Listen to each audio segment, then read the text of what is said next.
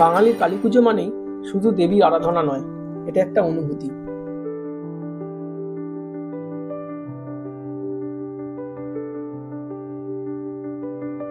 এক ঘরের গন্ধ, আলোর উৎসব, হাসির শব্দ, আতশবাজির ঝলকানি।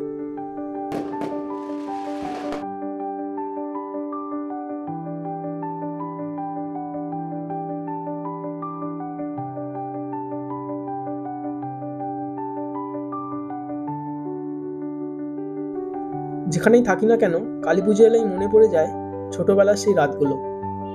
এবারের পুজোটা আমার জন্য একটু অন্যরকম। গতবার ছিলাম দূরে, দেশের বাইরে। এবার ফিরেছি আবার সেই পুরনো উঠোনে। আলো জ্বলছে আর আমার মনটা যেন শান্তি খুঁজে পেল।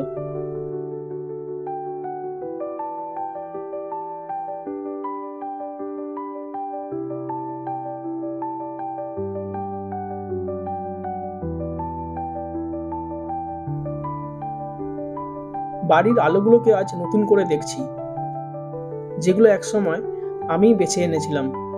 আজ যেন ওইগুলোই আমায় চিনে নিয়েছে। চেনা আলো, চেনা গন্ধ, তবু যেন সব নতুন লাগছে।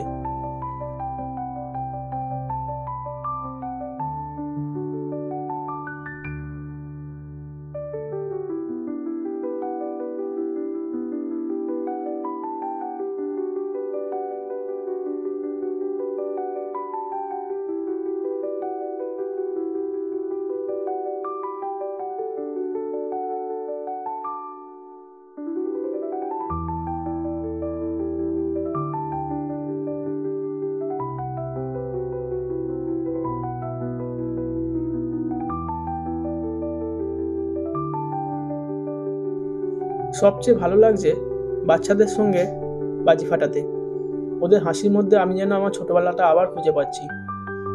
ভাবি, যদি একটু ওদের বয়সে ফিরে যেতে পারতাম, আবার সেই নির্ভেজাল আনন্দে ডুবে যেতে পারতাম। কিন্তু জীবন তো থেমে থাকে না, সময় এগিয়ে চলে, আমরাও তার সঙ্গে।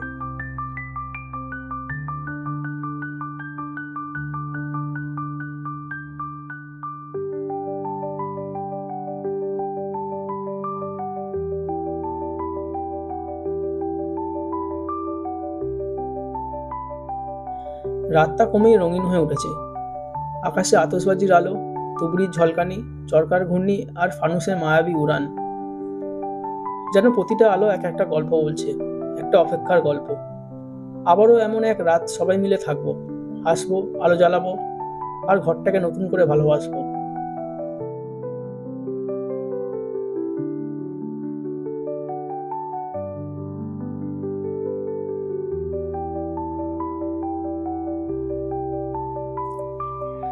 জানি না আবার কবে এভাবে ফিরবো, কবে আবার এমন আলো, এমন হাসি, এমন উৎসব পাবো। কিন্তু একটা বিশ্বাস আছে, একদিন না একদিন এই রঙিন আলো, এই উৎসব আবার আমায় ডাকবে। হয়তো সেই দিনটা খুব দূরে নয়। এই আলোগুলো শুধু ঘর আলোকিত করে না, এগুলো আমার মনকেও আলোকিত করে দেয়। হয়তো এর চেয়ে বড় উৎসব আমার জীবনে আর কিছুই নেই। শুভ দীপাবলি। সবাই ভালো থাকো, আলোয় থাকো, ভালোবাসায় থাকো। কারণ আলো নিভে গেলেও মনে যদি আলো থাকে, সেটাই আসল দীপাবলি।